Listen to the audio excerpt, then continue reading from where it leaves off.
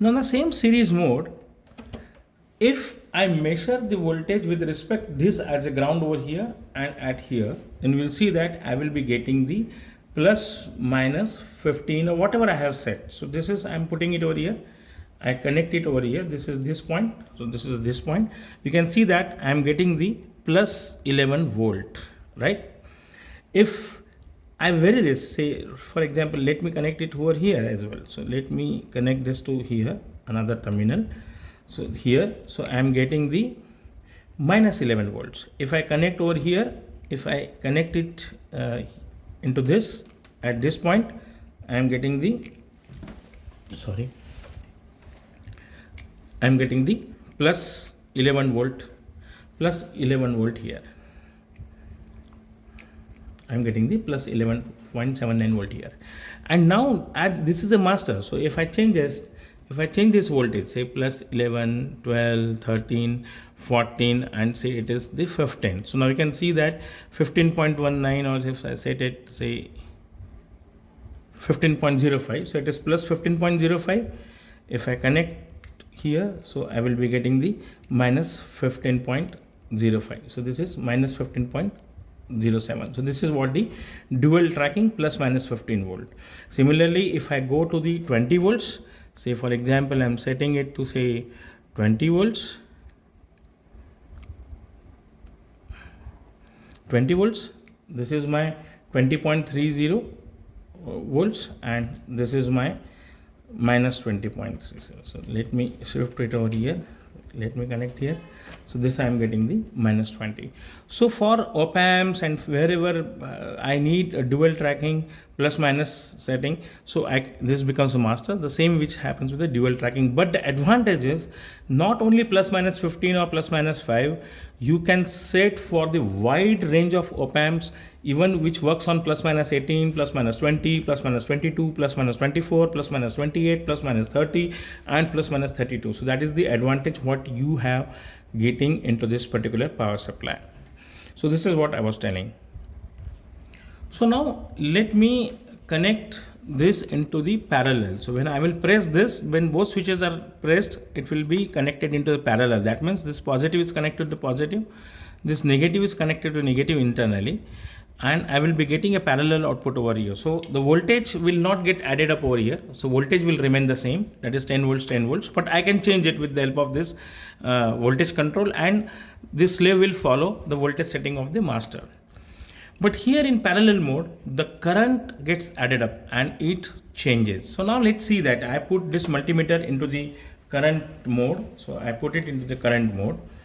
Now let me put this over here. Let me connect this to this, and this is over here. Now let me press this switch. I put it in the parallel, and now let me switch on the power supply. You can see that 0.7 ampere and 0.5, this 2 becomes the 1.275 amperes. Now let me start increasing the current. I am increasing. So now this is tracking almost. So now I am changing 1, 2 volts, 2 amperes. This is, you can see that 1.91, 1.87, almost same, 3.86 amperes. It is 2.2 and 2.1, so it is 4.3 amperes. It is 2.4, 2.4, 47 and 40, so it is 2.87, so it is as good as 4.9 amperes. Let me increase further, so it is 3 and 3, it is 6 amps. So even this I will get 5 volts, 5 amperes. If I use it independently, 5 amperes, but if I connect these two into parallel, I can get 6 amperes. I can get the 7.3 amperes. I can get 3.8, 3.9, 4. So I can get the 4 amperes. 3.9, 4. Let me go over here. 4 amperes. 4 amperes. I'm getting 8 amperes. So if for some application I need more current to drive the motor or something like that, I can connect these two voltage sources into parallel, and I can get the 8 ampere current from here. So this is how I can connect these two sources into the parallel, and I am getting the 8 ampere current. This product is also having built-in fan, just like as computers are having. So when it gets heated up internally, then fan gets automatically on, so it has a full protection over here. So you can see that in many curriculum it has been written that you want to have a 30 volt, what should I say, 30 volt 2 amperes. So we have a 30 volt 5 ampere output.